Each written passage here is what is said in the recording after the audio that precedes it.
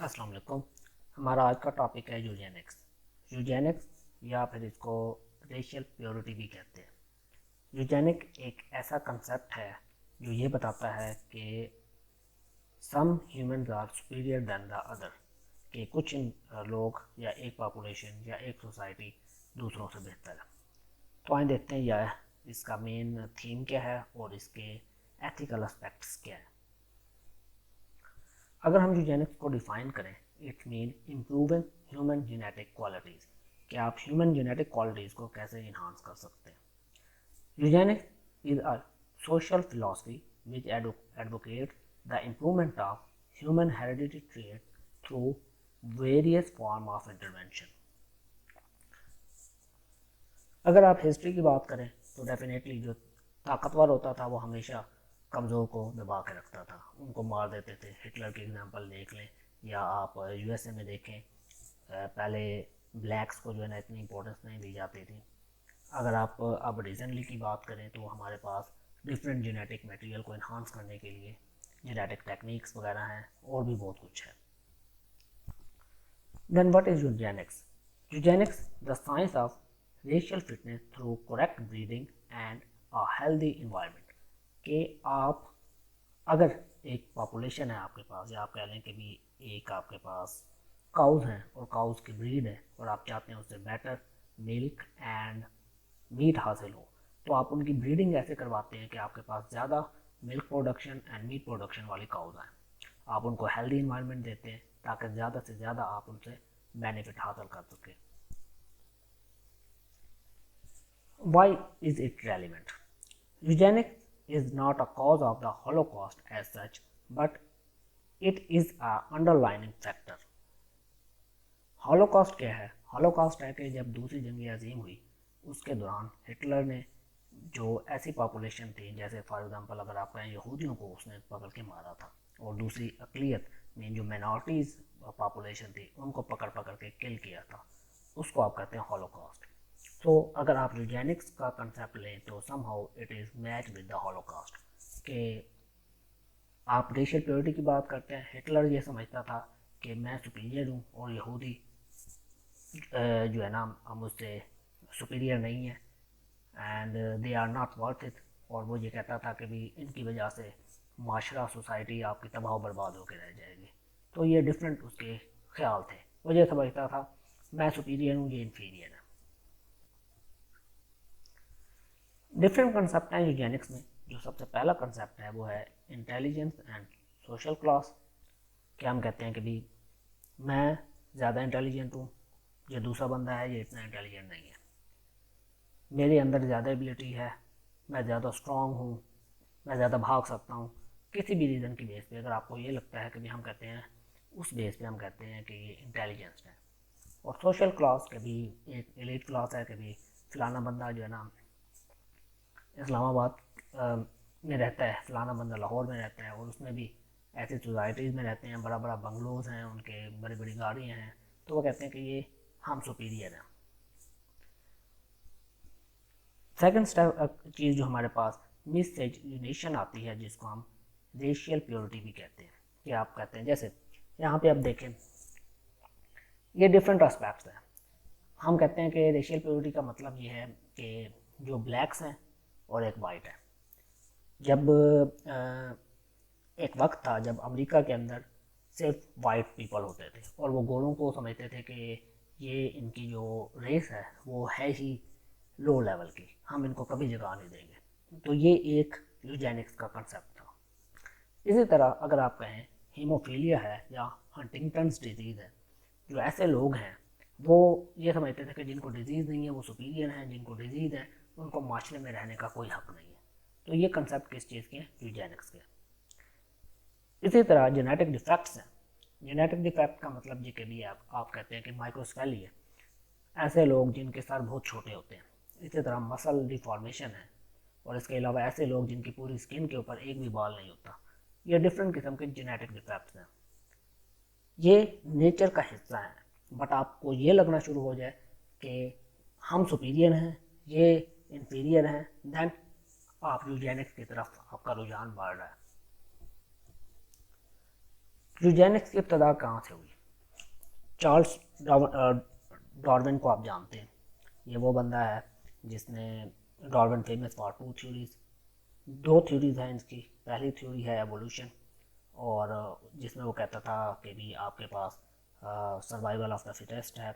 Then आप कहते हैं नेचुरल सिलेक्शन है, जिसमें हम कहते हैं कि भी म्यूटेशन होती है, जो फेवरेबल होती है वो इन्वायरमेंट में रह जाती है, जो अनफेवरेबल होती है वो ज़ाया हो जाती है, जो ज़्यादा स्ट्रॉन्ग होता है वो सर्वाइव कर जाता है, जो लेस स्ट्रॉन्ग होता है वो सर्वाइव नहीं कर पाता। ये बेसिक थ्योरी है डार्विन की। अब इसी डार्विन की थ्योरी से इंस्पायर होकर डार्विन का एक कदम था जिसको फ्रांसिस गैल्टन बोलते हैं, और उसने डार्विन की थ्योरी को अप्लाई किया ह्यूमन के ऊपर, जिसको कहा जाता है यूजेनिक्स। ये एक बेसिक चार्ट है जिसमें यूजेनिक्स की साइट और डायरेक्शन बताई हुई है कि ये डिफरेंट पॉपुलेशन है, ये इन सुपीरियर्स हैं और ये इंफीरियर्स हैं, mean depending upon the mental ability, depending upon the physical strength, depending upon the racial purity, etc. etc. Initially Eugenix को इतनी पॉपुलैरिटी नहीं मिली, मगर 1900 के अंदर ये काफ़ी पॉपुलर हुआ। डिफरेंट गवर्नमेंट ने, इंडिविजुअल्स ने, इंस्टीट्यूशंस ने इसको फंड करना शुरू किया, इसके ऊपर रिसर्च करना शुरू किया, और इवन इसको अप्लाई भी किया।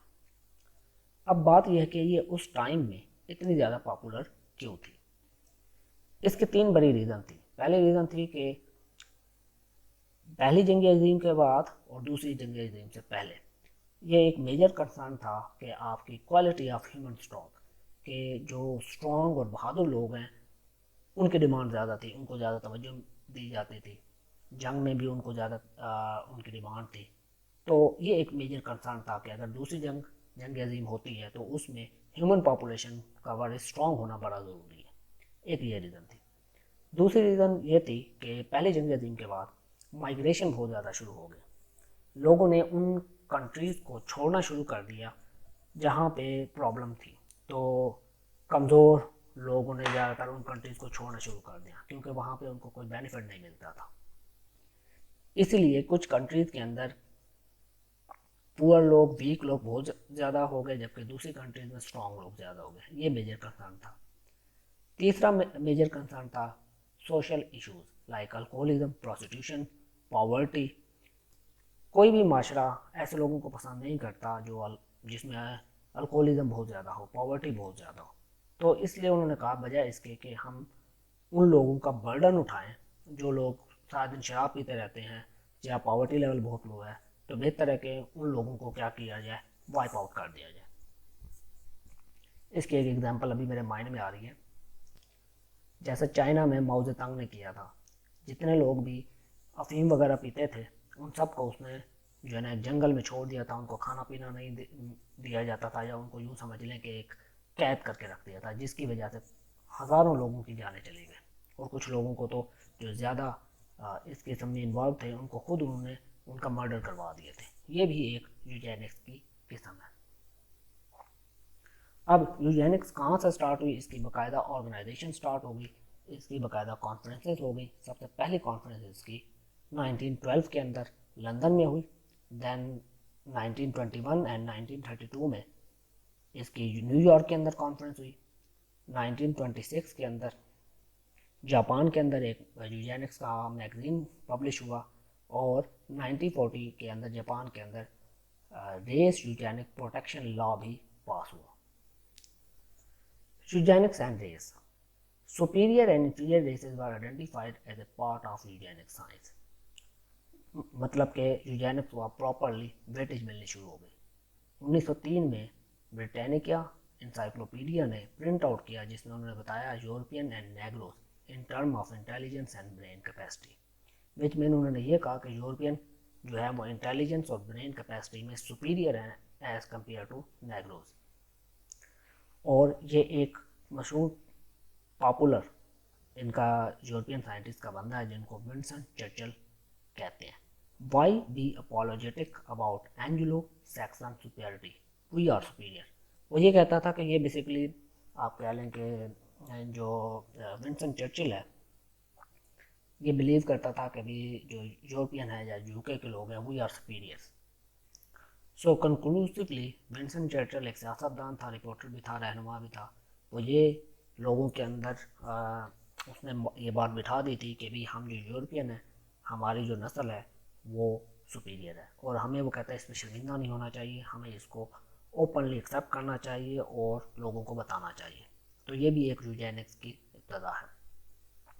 अब जो यूजेनिक्स है इसके अंडर डिफरेंट कंट्रीज ने कुछ स्टेप्स भी लिए। ऑस्ट्रेलिया में separation of mix race aboriginal children from their aboriginal families, which mean अगर कोई पेरेंट्स दो डिफरेंट आप कह लें कि रेस से हैं, कि एक अमेरिकन है एक इंडियन है, तो वो कहते थे ये एबो ओरिजिनल चिल्ड्रन है।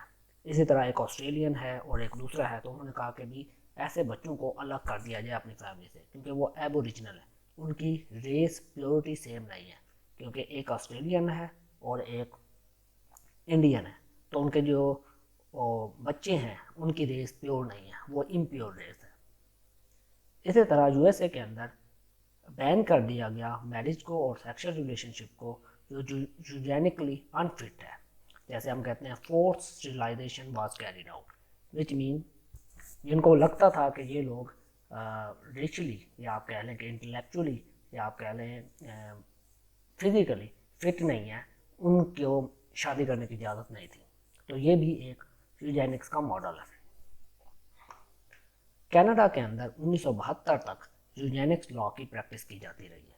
लेकिन आप देख लें कि इतनी बड़ी बड़ी कंट्रियों ने बाकायदा टारगेटेड यूजेनिक्स की है कि कुछ लोगों को सुपीरियरिटी दे दी और कुछ लोगों को वो इंसान ही नहीं समझते थे, उनके ऊपर इतनी ज़्यादा बैन लगा दी और इतने ज़्यादा उनके ऊपर रिस्ट्रिक्शन लगा दी।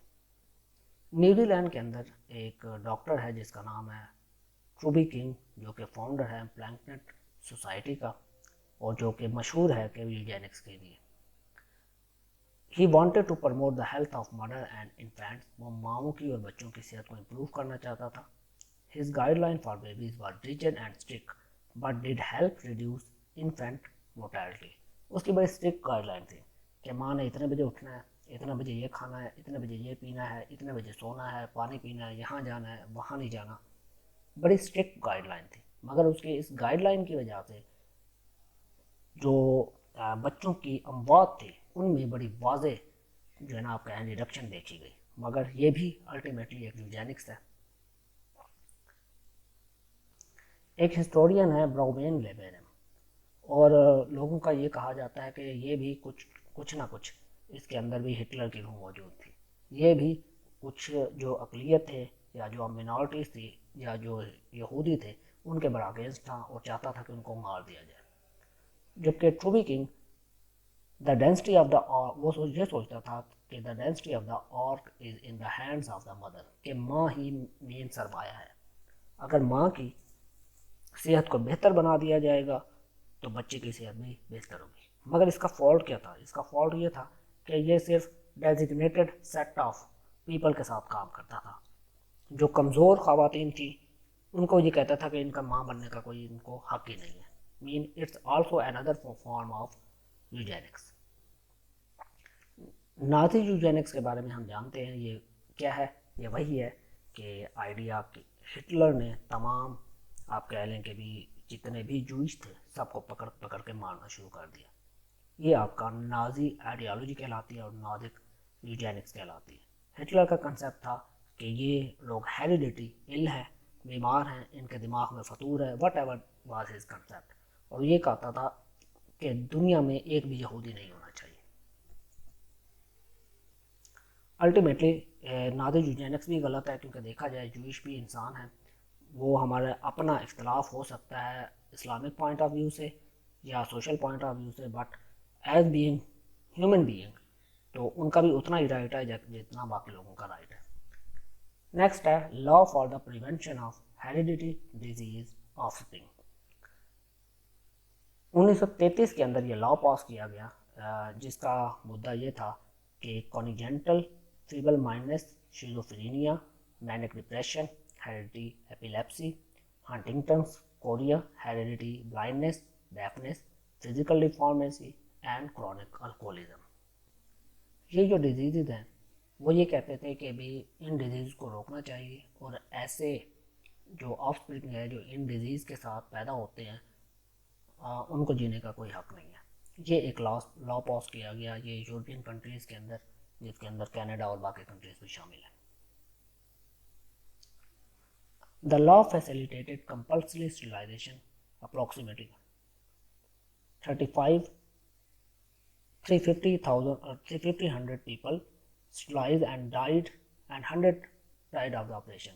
इसका मतलब ये है कि भी ऐसे लोग जिनको ये बीमारियां थी उनको उन्होंने स्टरलाइज कर दिया। स्टरलाइज करने का मतलब ये है कि उनको इन कंपोनेंट बना दिया, विच मीन कि they don't have the ability to produce offspring. उनके गोनेड्स रिमूव कर दिए गए, जिसकी वजह से वो कभी भी मीन आप कह लें फर्टिलाइजेशन करने के काबिल नहीं रहेंगे।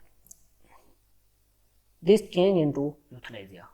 अब देखें, जब उन्होंने इतने ज़्यादा लोगों का ऑपरेशन किया उस दौरान 100 पीपल डाई हो गए, तो ये चीज़ कन्वर्ट हो जाती है किस में, यूथनेसिया में। Similarly a father wrote a Hitler letter requesting that his deformed son be put to sleep. अब एक बाप ने खुद हिटलर को लेटर लिखा कि मेरे बेटे को मार दिया जाए। क्यों? क्योंकि वो टर्मिनली इल था।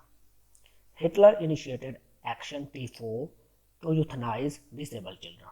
अब उस लेटर के अंडर हिटलर ने एक एक्शन पास किया, या आप कह लें कि एक रूल पास हुआ जिसको T4 का नाम दिया जाता है। इसके अंडर जितने भी डिसेबल बच्चे थे उन सबको मार दिया गया, और लेटर उसने बाद में उन बच्चों से हटा के ये रूल किसके ऊपर, अडल्ट के ऊपर अप्लाई किया गया, and he killed 100 of the 1000 of the people. यहाँ पे कुछ एक नंबर दिया गया जो कि फिजिकल डिसेबल थे, उन सबको मार दिया। तो ये दिस कन्वर्टेड, पहले बात शुरू हुई थी यूजेनिक्स से और ये ख़त्म किस पे हो रही है अब, यूथनेसिया पे। और इसी चीज़ को हम हॉलोकास्ट कहते हैं कि मिनॉरिटीज़ को या एक स्पेशल रेस को या आपके जो डिसेबल लोग हैं, वो ये कहता था कि जिसकी टांग टूट गई है, जिसकी बाजू टूट गई है, वो मेरे जंग में किसी काम का नहीं आता। तो वो कहता था इसको ज़िंदा रहने का भी कोई हक नहीं, तो इसको मार दो। और हिटलर इतना स्ट्रांग था कि भी उसके एक इशारे पे हज़ारों लोगों की वो उसकी आर्मी उसकी जान ले लेते थे। अब यूजेनिक्स को दो तरीक़ों से देखा जा सकता है, पॉजिटिव वर्सेस नेगेटिव यूजेनिक्स। अब इसमें इनकरेजिंग फैक्टर भी हैं और रिस्ट्रिक्टिंग रिप्रोडक्शन भी है। इसके अंदर नाज़ी जर्मन भी है और सोवियत यूनियन भी है, जो कि 1936 से 1968 तक था। तो ये सारे इसके एस्पेक्ट आते हैं। Governments and eugenics in the 20th century. आज के दौर में यूजेनिक कहाँ फॉल करती है? अगर आप यूजेनिक्स की बात करें तो हमारे पास जो है जेनेटिक स्क्रीनिंग है। जेनेटिक स्क्रीनिंग का मतलब है कि भी हम कुछ डॉक्टर्स जिन फैमिली के अंदर जेनेटिक डिफेक्ट्स आ रहे होते हैं, तो डॉक्टर रिकमेंड करते हैं कि आप अपने क्रोमोसोमल टेस्टिंग करवाएं और जेनेटिक स्क्रीनिंग करवाएं कि आपकी हायरार्की के अंदर पूरी जेनेटिक डिफेक्ट आ रहा है।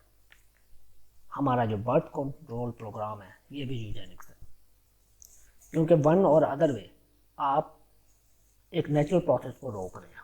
ठीक है, हमारा इस्लाम में हमें इस चीज़ की इजाज़त नहीं देता, बट अल्टीमेटली ये भी एक यूजेनिक की किस्म है जब आप बर्थ कंट्रोल प्रोग्राम को फॉलो कर रहे हैं। Promotion of differential birth rates के भी आप कहते हैं कि भी आजकल जैसे टेस्ट ट्यूब बेबीज़ का दौर है, और इसी तरह मैंने ये भी सुना है कि लोग सेग्रीगेशन करवाते हैं क्रोमोसोम्स की, जिसमें फॉर मीन के भी बेटा ही पैदा हो, उसमें ये आप कहते हैं कि भी वाई क्रोमोसोम को सिलेक्ट करके उसको फिर फर्टिलाइज़ करवाया जाता है फीमेल एग के साथ। ये तमाम सारी चीज़ें यूजेनिक्स में आती हैं। मैरिज रिस्ट्रिक्शन, जो कि बहुत बड़ा एक अलमिया है।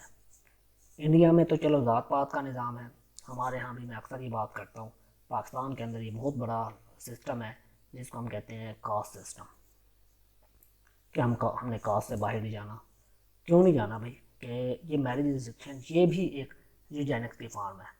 वो समझते हैं कि भाई शायद हम चौधरी हैं, हम जट हैं, हम भट्ट हैं, हम खान हैं, हम मलिक हैं, तो हम सुपीरियर हैं। हर कास्ट यही सोचती है, मगर this is against the will of the Islam. और ये सारी बातें जो हम कर रहे हैं, differential birth rate, birth control, marriage restriction, this is always against Islam. Segregation, segregation का मतलब है कि रेशियल एंड मेंटल इल। कि आप ऐसे लोग जो मेंटली इल हैं और जो आप रेशियली आपको आप कहते हैं कि ये तो काला है, मैंने इसके साथ बात ही नहीं करनी, इसको सेपरेट कर देना, ये भी हमारे अंदर आप कह लें कि भी ये एक सेग्रीगेशन फैक्टर है जो यूजेनिक्स को फॉलो करता है। इसी तरह फोर्स अबॉर्शन और प्रेगनेंसी, हमारे यहाँ तो ये अल्हम्दुलिल्लाह इतना नहीं है, बट इंडिया के अंदर ये बहुत ज़्यादा है कि भी अगर पता चल जाए ये लड़की है तो अबॉर्शन करवा दिया जाता है, प्रेगनेंसी को उसको ड्रॉप कर दिया जाता है।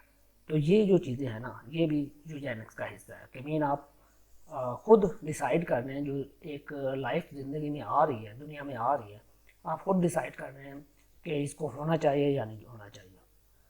इसी तरह लास्ट पॉइंट जो आपका है जीनोसाइड, या मर्डर कर देना किसी का। आप क्यों मर्डर करते हो? क्योंकि लेट्स सपोज आपको लगता है कि भाई अगला बंदा आपसे में वो गलत है, मैं सुपीरियर हूँ, वो बात ही गलत कर रहा है, उसको जीने का कोई हक नहीं है, तो आप उठ के उसका मर्डर कर दो।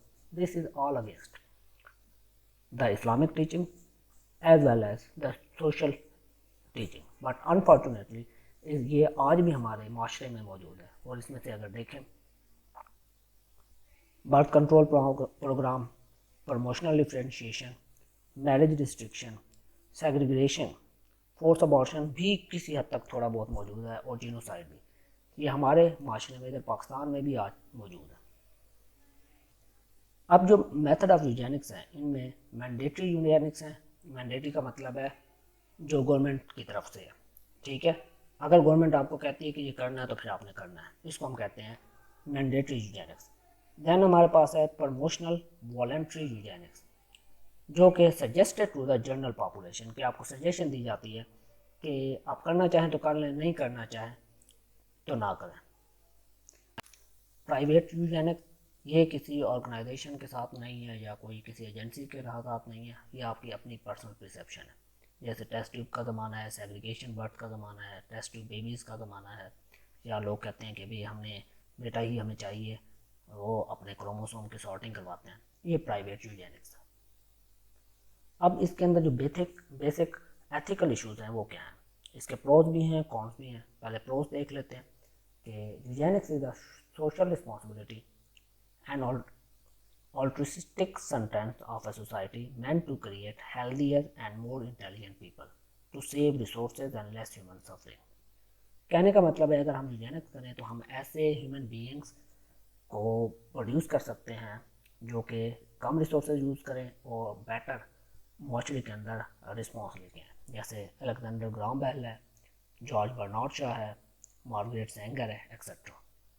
अगर विच मीन्स के भी न्यूटन जैसे लोग आ सकते हैं अगर हम रेशियल प्योरिसिटी की तरफ या यूजेनिक्स की तरफ जाएं। कौन की तरफ जाएं? तो eugenics is based on pseudo science and leads to discrimination such as Nazi German. आहिस्ता आहिस्ता ये डिस्क्रिमिनेशन की तरफ ले जाती है और आप एक स्टेज पे आके उस चीज़ में इंक्लूड हो जाते हैं। जैसे नाजी जर्मन ने कहा था या जो हिटलर ने किया था कि उसने लोगों को बस उसे कुछ नज़र नहीं आता था, वो पावर में अंधा हो गया था और हर किसी को मार देता था। जैसे विंस्टन चर्चिल है। क्या इसका कोई मिडिल ग्राउंड भी है? अगर आप यूजेनिक्स को देखें देन एंड नाउ, पहले जो यूजेनिक्स थी 19वीं सदी के अंदर, they focus on the selective breeding. तब मॉडर्न साइंस नहीं थी, उनका यह था कि भी ऐसी मदर्स होनी चाहिए, ऐसे लोग होने चाहिए जो आपको रेशियल प्योरिटी प्रोवाइड करें, मिक्स कल्चर में मैरिजेस नहीं होनी चाहिए, वगैरह वगैरह। बट अब जो फोकस है वो पेरेंटल टेस्टिंग एंड स्क्रीनिंग के ऊपर है, जेनेटिक काउंसलिंग के ऊपर है, बर्थ कंट्रोल पे है, इन विट्रो फर्टिलाइजेशन और जेनेटिक इंजीनियरिंग पे है। लेकिन आप तब भी कर रहे थे, अब भी कर रहे हैं, मगर पहले का जो था वो उसका इफेक्ट ज़्यादा नेगेटिव था। बट अगर आप देखें इसको कंट्रोल मैनर में करें, हाँ इतना मैं कहता हूँ कि भी अगर किसी फैमिली में जेनेटिक डिसऑर्डर आ रहे हैं तो पेरेंट्स को पहले ही जो है ना अपनी स्क्रीनिंग, शादी से पहले स्क्रीनिंग करवा लेनी चाहिए कि क्या वो जेनेटिकली कंपैटिबल हैं, कि अगर उनके ऑफस्प्रिंग प्रोड्यूस हों, बच्चे प्रोड्यूस हों, वो डिफेक्ट फ्री होंगे। इतनी आपको लॉ देता है, इस्लाम इजाज़त देता है। बट ये नहीं है कि आपको एक बार पता चल गया और उसके बाद आप खुदा ना खास्ता आप प्रेगनेंसी ड्रॉप कर दें या कुछ और कर दें, ऐसी इजाज़त नहीं है। इसी तरह बर्थ कंट्रोल पिल, ये एक बड़ा कंट्रोवर्शियल सा है, जबकि इस्लाम हमें कहता है कि भी रूह तो अल्लाह ने ही देनी है। बाकी लोगों के डिफरेंट पॉइंट ऑफ व्यूज हैं। इन विट्रो फर्टिलाइजेशन ये भी एक अलग सा मामला है। कुछ साइंटिस्ट और उलमा कहते हैं कि ये ठीक है, कुछ कहते हैं कि नहीं ये गलत है। और जेनेटिक इंजीनियरिंग जिसमें हम आजकल हैं, मैं ये समझता हूँ, जो मेरा अगर पर्सनल पॉइंट ऑफ व्यू है, कि आपको अगर genetic engineering for the sake of medicine लेनी है तो इसमें कोई इशू नहीं है, बट क्लोनिंग और स्टेम सेल और बाकी चीज़ों में ये टोटली रॉन्ग है। सो कंक्लूसिवली हम कह सकते हैं कि पहले दौर में यूजेनिक्स एक डिफरेंट एंगल से देखी जाती थी, जो जीनोसाइड पे और लोगों को मारने पे और उन पे ऐसी बिलावजह की पाबंदियों पे थी, जबकि अब आपके मॉडर्न साइंस के अंदर ये जेनेटिक इंजीनियरिंग और जेनेटिक काउंसलिंग पे बेस कर दिया। So this is topic about the Eugenix. अगर आपके कोई क्वेश्चन है तो आप कमेंट कर सकते हैं। Thank you so much for watching. अल्लाह हाफिज़।